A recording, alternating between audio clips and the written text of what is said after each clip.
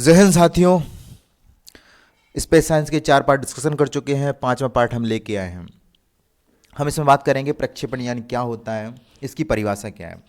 तो दोस्तों, जो भी कृत्रिम उपग्रहों को ले जाने का काम करते हैं उनको हम कहते हैं प्रक्षेपण यान। इसकी डेफिनेशन में इसमें क्या लिखा हुआ है उसके बारे में बात करते हैं। भारतीय कृत्रिम उपग्रहों को भू कक्षा में स्थापित करने के लिए जिन यानों की आवश्यकता होती है उन्हें प्रक्षेपण यान कहते हैं।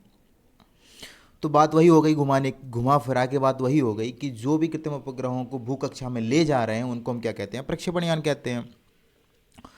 नीचे इसके क्या लिखा हुआ है, इन्हीं यानों की सहायता से सैटेलाइट को विभिन्न भू कक्षाओं में स्थापित किया जाता है। सैटेलाइट को जो स्थापित किया जाता है भू कक्षाओं में, वो किसकी मदद से किया जाता है, प्रक्षेपण यान की मदद से किया जाता है। नंबर 2 में देखते हैं प्रमुख प्रक्षेपण यान और उनकी तकनीकी इस प्रकार हैं। तो पहले नंबर पे आता है, दूसरे के अंदर जो पहला नंबर आता है उसमें क्या लिखा हुआ है, SLV।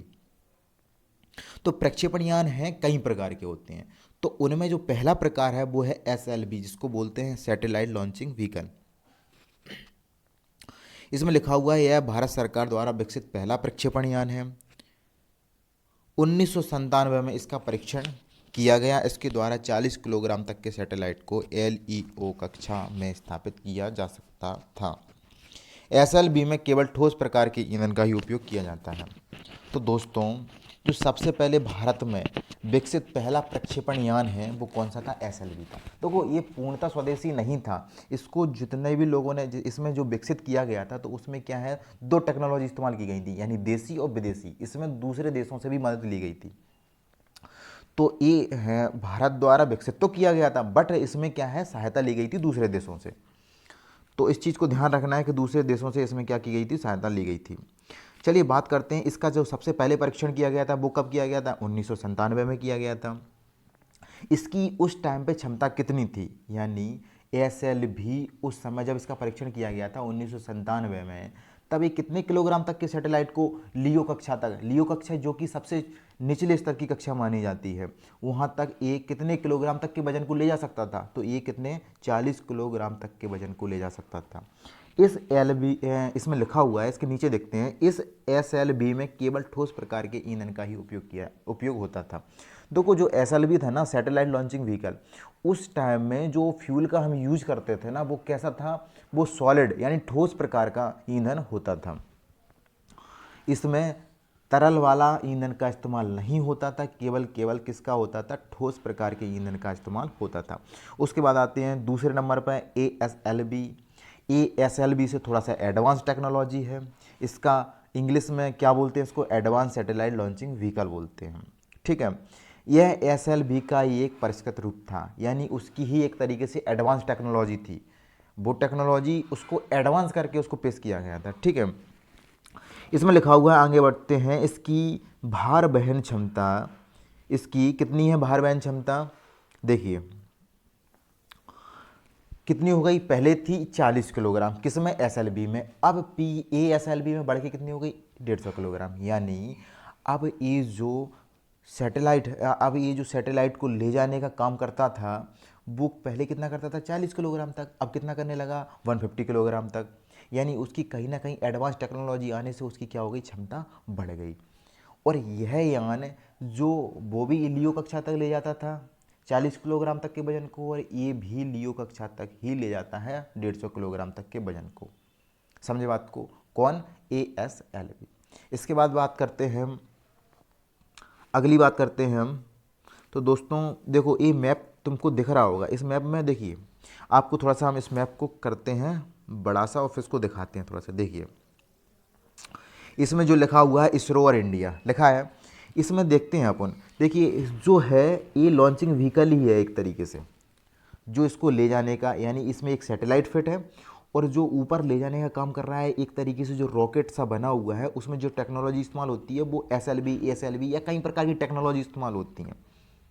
यही जो हमारे सैटेलाइट होते हैं जिनको हम अंतरिक्ष में ले जाते हैं, अंतरिक्ष में ले जाने का काम कौन करती है, यही टेक्नोलॉजी करती हैं, यही हमारे रॉकेट करते हैं। तो दोस्तों दिख रहे होंगे ये आपको, इसी तरीके से ले जाते हैं। इनकी एक फ़िक्स जगह होती है जहाँ से इनको छोड़ा जाता है। इंडिया के अंदर जो फ़िक्स जगह है वो श्रीहरिकोटा आंध्र प्रदेश में है। तो दोस्तों अगली टेक्नोलॉजी बात करते हैं तीसरे नंबर की, PSLV। देखो जैसे जैसे समय गुजरता गया ना, जो टेक्नोलॉजी थी लॉन्चिंग व्हीकल की वो थोड़ी सी क्या होती गई, एडवांस होती गई। समय के साथ साथ टेक्नोलॉजी कैसी होती गई, एडवांस होती गई। अब जहाँ SLB की और जैसे जैसे एडवांस टेक्नोलॉजी होती गई वैसे वैसे इनकी इनकी वजन ले जाने की क्षमता है ना वो बढ़ती गई। पहले 40 किलोग्राम तक ले जा रहे थे, फिर 150 किलोग्राम तक ले जाने लगे, फिर उसके बाद कितना ले जाने लगे, जैसे जैसे वेट क्या होता है बढ़ता गया। अब हम तीसरे नंबर पर बात करते हैं PSLV की, पोलर सैटेलाइट लॉन्चिंग व्हीकल।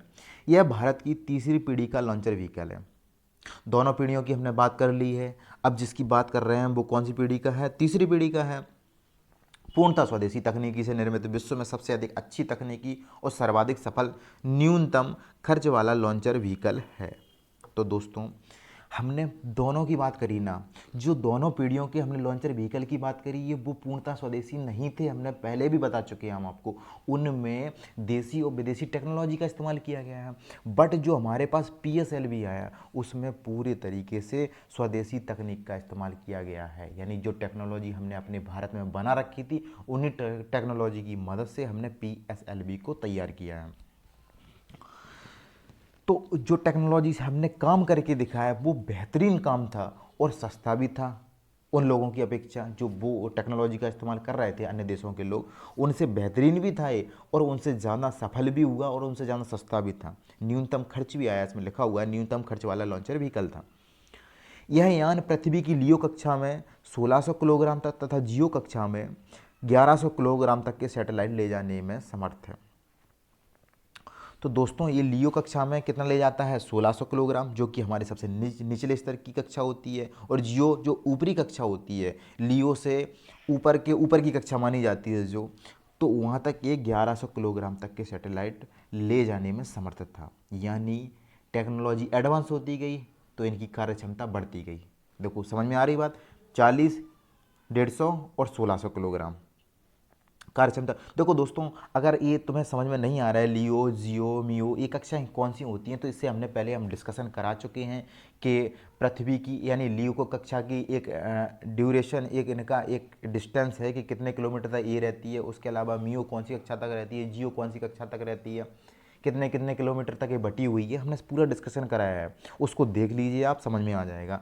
अभी हम इससे आगे की बात करते हैं, हम इसमें लॉन्चिंग व्हीकल की टेक्नोलॉजी की बात कर रहे हैं, तो जो हमने डिस्कशन करा दिया तो उस डिस्कशन का कोई मतलब नहीं है। आप जाइए पिछले लेक्चर में हमने, या पिछले के पिछले लेक्चर में आप देख लीजिए, सब कुछ उसमें लियो, मियो, जियो सारी कक्षाओं के बारे में हमने बता रखा है कि ऊंचाई के साथ साथ जब बढ़ते जाते हैं तो कौन कौन सी कक्षाएं कहाँ कहाँ पे कितने कितने किलोमीटर का अपना एरिया रखती हैं। दोस्तों आगे बढ़ते हैं इसमें। इस यान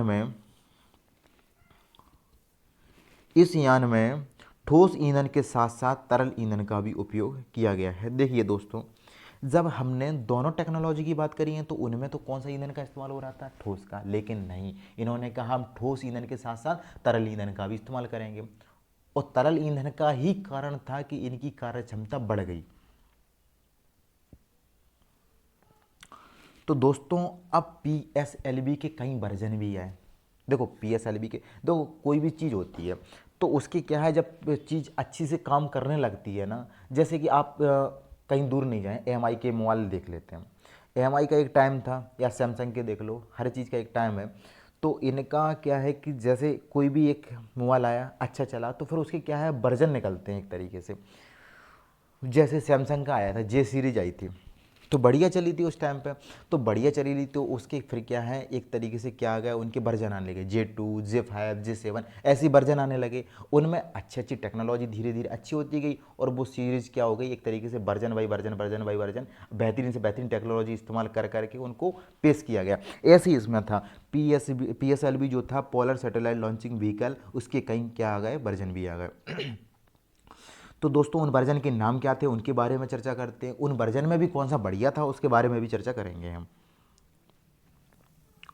देखिए इसके वर्जन के नाम हैं PSLV CA, PSLV G और PSLV XL। 3 वर्जन आए इसके, जिसमें PSLV एक्सल जो था ना वो सबसे बढ़िया और सबसे ज़्यादा विकसित वर्जन था, जिसमें लिखा हुआ उपयुक्त संस्करणों में सर्वाधिक विकसित संस्करण PSLV एक्सल है। हम बात करते हैं PSLV जी में स्टेप अप 1 मोटर्स का उपयोग किया गया है ठोस ईंधन के रूप में O6HTP हाइड्रोक्साइल टर्मिनेट पॉलीब्यूटिडाइन है। ये काम का नहीं है नीचे की, ऊपर काम का सिर्फ क्या है, 3 वर्जन थे। 3 वर्जन में सबसे ज़्यादा विकसित वर्जन कौन सा था, PSLV एक्सल था।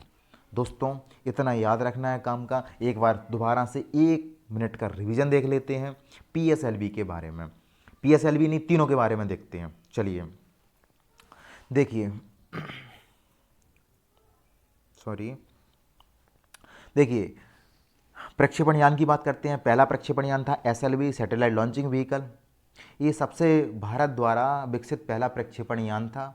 कब प्रक्षेपण इसका कब परीक्षण किया गया था, 1997 में किया गया था। इसकी कार्य क्षमता कितनी थी, 40 किलोग्राम तक के सैटेलाइट को लियो कक्षा में ये ले जा सकता था। फ्यूल का कौन से प्रकार के फ्यूल का इस्तेमाल किया जाता था, तो ठोस प्रकार के फ्यूल का इस्तेमाल इसमें होता था। इसके अलावा नई टेक्नोलॉजी आई जो कि इससे एडवांस थी, जिसका नाम था ASLV advance satellite launching vehicle. ये उसका एडवांस वर्जन था। उसकी कार्य क्षमता थी 150 किलोग्राम तक।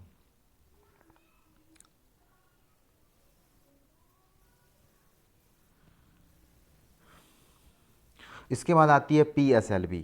यह भारत की तीसरी पीढ़ी का लॉन्चर था, पूर्णतः स्वदेशी था, बेहतरीन टेक्नोलॉजी का इस्तेमाल किया गया था, सबसे ज़्यादा सफल भी हुआ था और सस्ता भी था।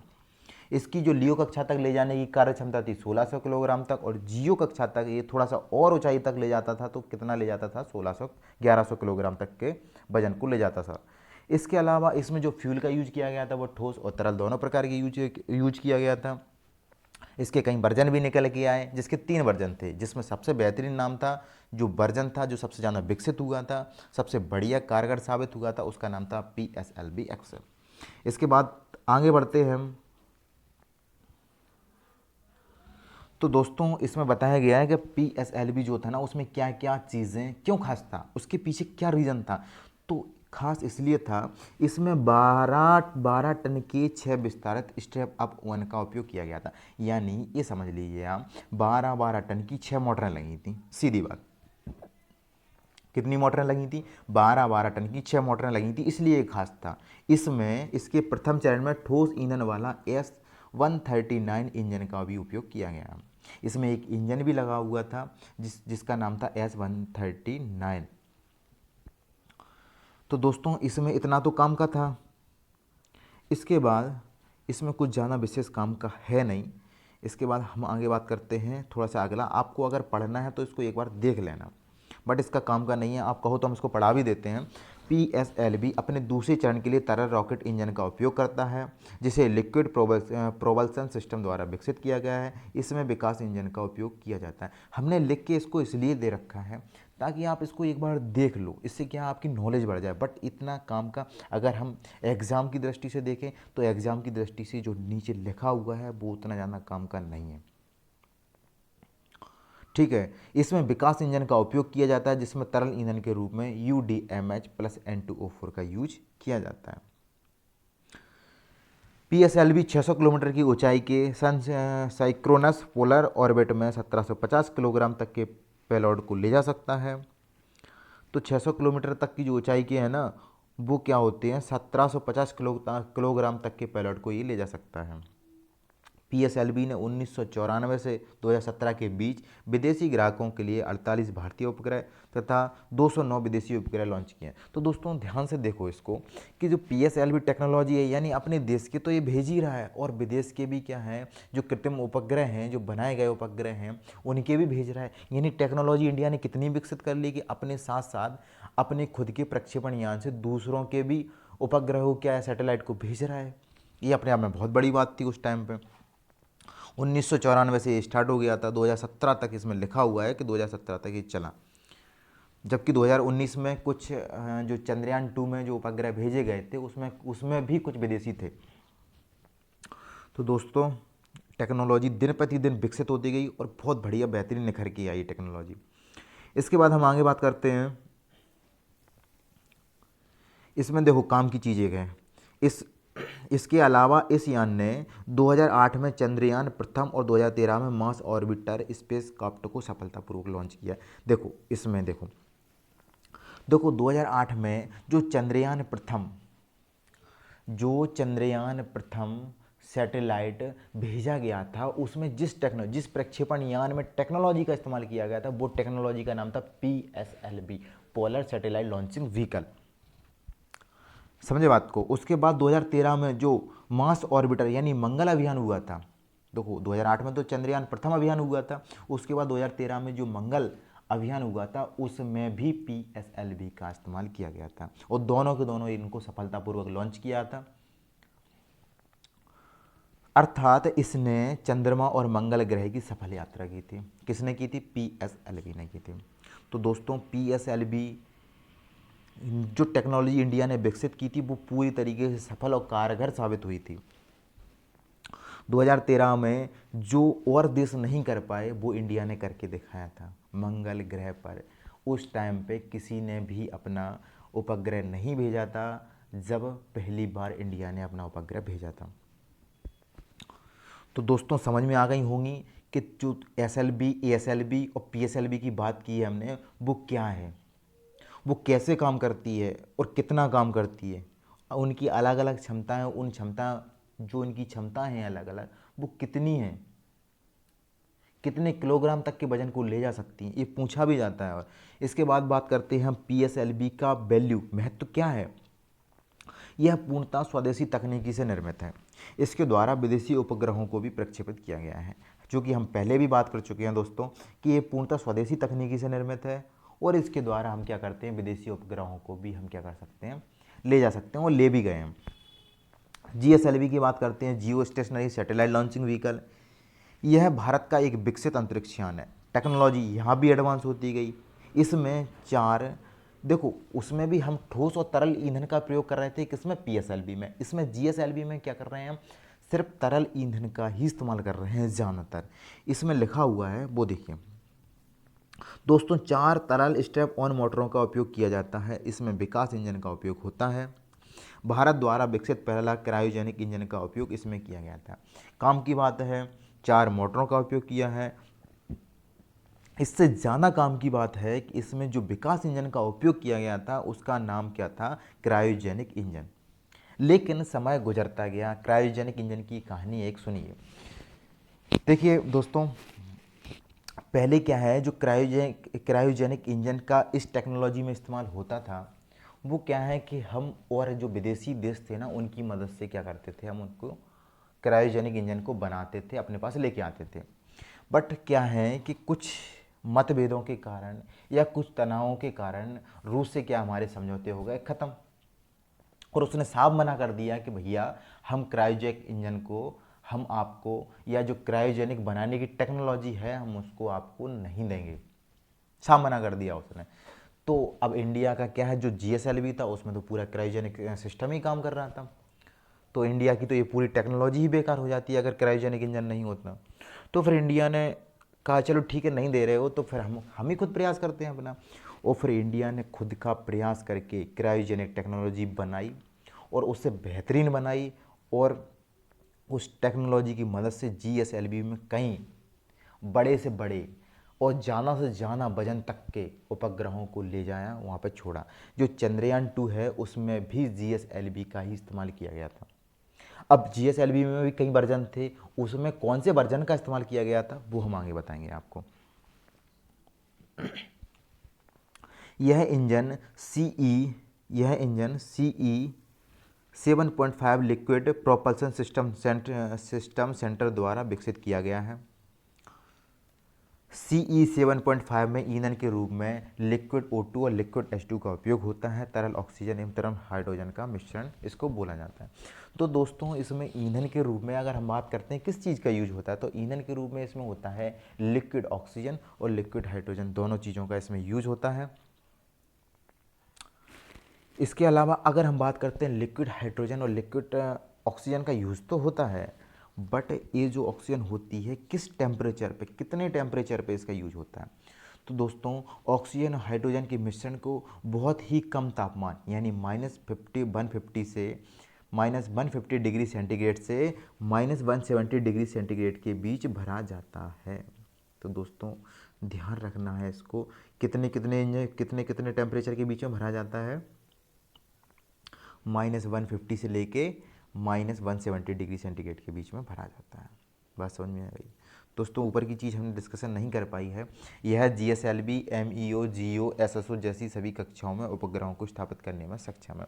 देखो हमने बताया था कि GSLV सबसे बढ़िया टेक्नोलॉजी निकल के आई थी। अब जो टेक्नोलॉजी निकल के आई, हमने कक्षाएं बताई थी, लियो, मियो, जियो, ये सारी कक्षाएं होती हैं। तो GSLV जो टेक्नोलॉजी है वो ज़्यादा से ज़्यादा वजन के किसी भी उपग्रहों को किसी भी कक्षा में स्थापित कर सकती है, इतना याद रख लीजिए बस। इसके अलावा हम बात करते हैं, ये लाइन कुछ काम की है नहीं, पूछा नहीं जाएगा। नीचे बात करते हैं 1991 में। 1991 में क्या होता है उसके बारे में हम चर्चा करते हैं थोड़ी सी। सोवियत संघ के विघटन के उपरांत रूस ने भारत को क्रायोजेनिक टेक्नोलॉजी देने से मना कर दिया। हमने बात कर चुके हैं इसके ऊपर में, क्या विवाद हुआ था, सोवियत संघ का विघटन हो गया था, तो फिर क्या हुआ, रूस ने भारत को क्या हुआ, क्रायोजेनिक टेक्नोलॉजी देने से मना कर दिया। जबकि हम GSLV में तो क्रायोजेनिक टेक्नोलॉजी का ही यूज कर रहे थे, तो उसने तो मना कर दिया देने से। फिर क्या हुआ, भारत ने खुद से स्वनिर्मित तकनीकी से क्रायोजेनिक इंजन का विकास किया। वो जितनी टेक्नोलॉजी जानता था भारत, उसने उसी टेक्नोलॉजी से किसका विकास किया, क्रायोजेनिक इंजन का विकास किया। और क्रायोजेनिक इंजन जिसका विकास किया था, ब्रह्मोस मिसाइल जो आप लोग देखते हो ना, जिसका बड़ा बड़ा नाम सुन रखा है, प्रचार प्रसार खूब हुआ यूट्यूब पे, बड़े बड़े वीडियो देखे हैं, उसमें जिस टेक्नोलॉजी और जिस इंजन का इस्तेमाल किया है उसका नाम क्रायोजेनिक इंजन है, जो कि हमको रूस ने देने से मना कर दिया था। हमने खुद से बनाया और ब्रह्मोस मिसाइल में यूज़ किया। इसका लोहा भी दुनिया मानती है। तो दोस्तों आगे बढ़ते हैं। GSLV की कितनी पीढ़ियाँ हैं, 3 पीढ़ियाँ हैं। GSLV MK1, GSLV MK2 और GSLV MK3, तीनों की बात करते हैं। देखिए रूस के सहयोग से तो 1 हो गई थी पूरी, उसके बाद MK2 और MK3 भारत ने खुद से निर्मित की।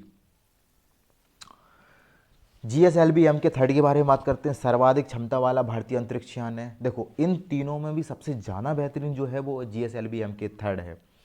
यह इसरो द्वारा विकसित 3 चरणों वाली भारी लिफ्ट लॉन्चर व्हीकल है।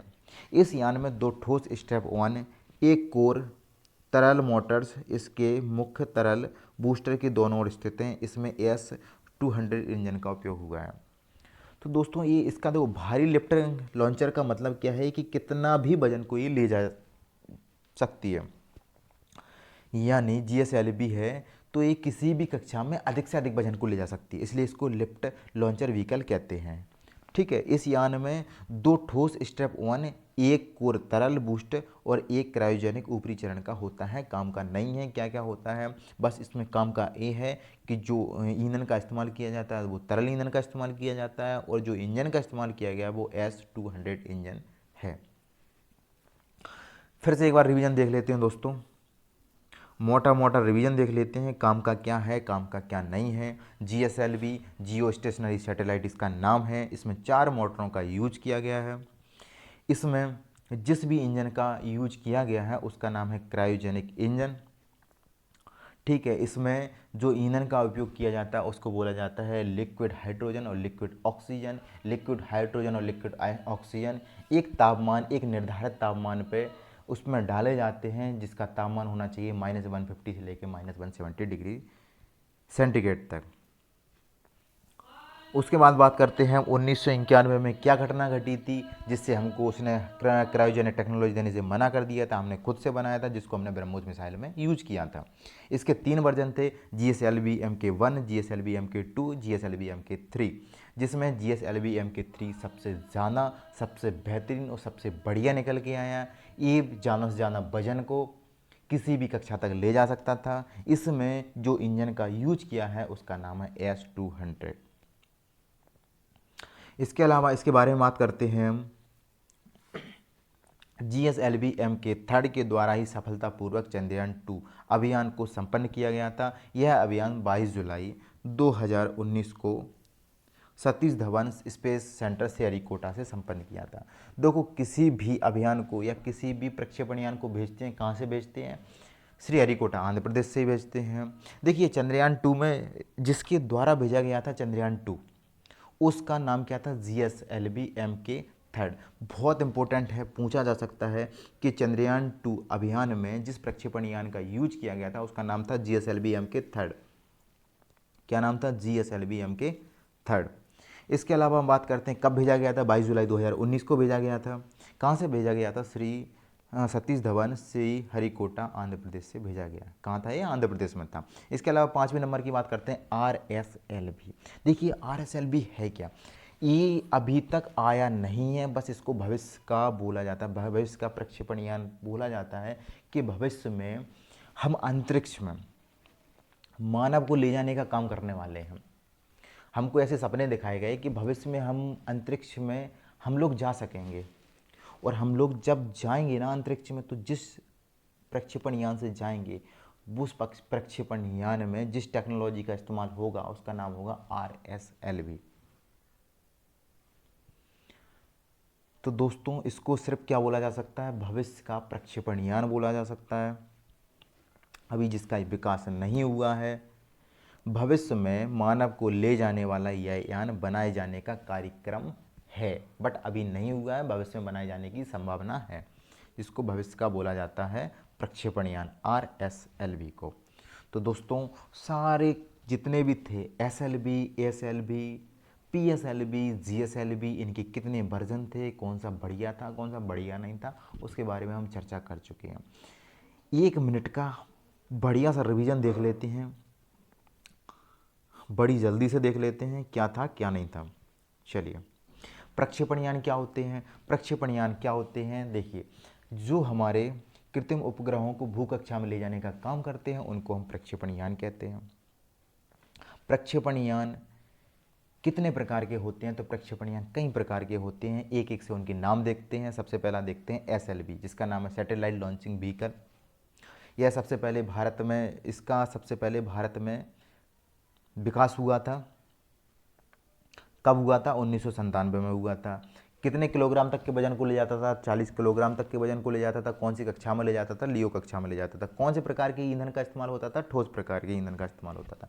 उसके बाद आते हैं ASLV, advance satellite launching vehicle. Technology advance होती गई है, पहले 40 किलोग्राम तक के वजन को ले जा रहा था, अब कितने को, 150 किलोग्राम तक के वजन को ले जाने लगा। इसके बाद बात करते हैं PSLV की। PSLV पूर्णतः स्वदेशी है, सस्ता है, अच्छा है, सफल भी हुआ है। लियो कक्षा तक 1600 किलोग्राम तक और जियो कक्षा तक 1100 किलोग्राम तक के वजन को ले जाने लगा। इसके कई वर्जन थे, जिसमें सबसे बढ़िया वर्जन था PSLV XL। ठीक है दोस्तों, उसके बाद बात करते हैं, इसमें काम का कुछ था नहीं। उसके बाद बात करते हैं हम क्या है, PSLV XL में क्या खास था। 12 टन की 6 मोटर लगी हुई थी, एक इंजन था जिसका नाम था S139। PSLV चंद्रयान 2 इस बीच का कोई भी काम का नहीं है। इसके बाद बात करते हैं, इसके अलावा इस यान ने 2008 में और 2013 में, देखो PSLV 2008 में चंद्रयान प्रथम अभियान जो था उसमें किस टेक्नोलॉजी का इस्तेमाल किया था, PSLV का किया था। 2013 में जो मंगलयान अभियान था उसमें किस टेक्नोलॉजी का इस्तेमाल किया था, PSLV का इस्तेमाल किया था। तो दोनों क्वेश्चन इंपॉर्टेंट हैं, आ भी सकते हैं। चंद्रयान प्रथम में PSLV और 2013 में मंगल अभियान में, मंगल मिशन अभियान में कौन था, PSLV था। लेकिन चंद्रयान 2 में कौन था, GSLV MK3 था। ठीक है, इसके बाद बात करते हैं हम PSLV क्यों इंपॉर्टेंट था। हमने बताया पूर्णतः स्वदेशी था और बढ़िया से बढ़िया कारगर अपना काम कर रहा था, बढ़िया से बढ़िया साबित हुआ था। 4th नंबर की बात करते हैं, GSLV 4 तरल स्टेप मोटरों का इस्तेमाल किया गया है। इसमें जो ईंधन का इस्तेमाल किया गया है वो कौन सा ईंधन था, LO2 और LH2O। कितने डिग्री की टेम्परेचर पे इसको डाला जाता है, -150 से लेके -170 डिग्री तक।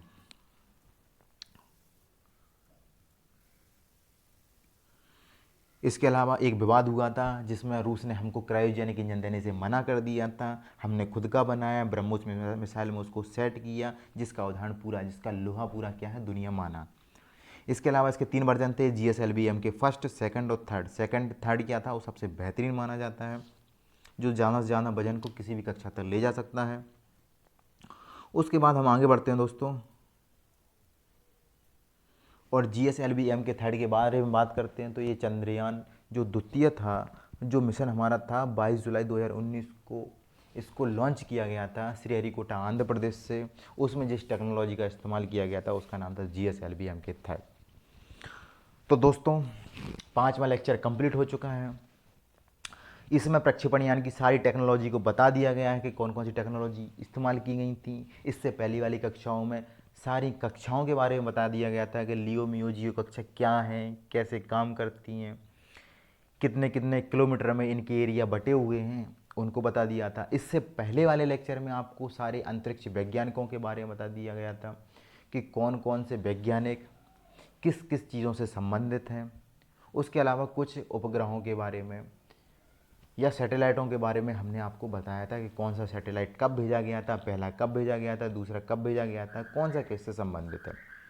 दोस्तों इससे संबंधित जो भी जानकारी बचती है वो अगले वीडियो में हम लेके आएंगे।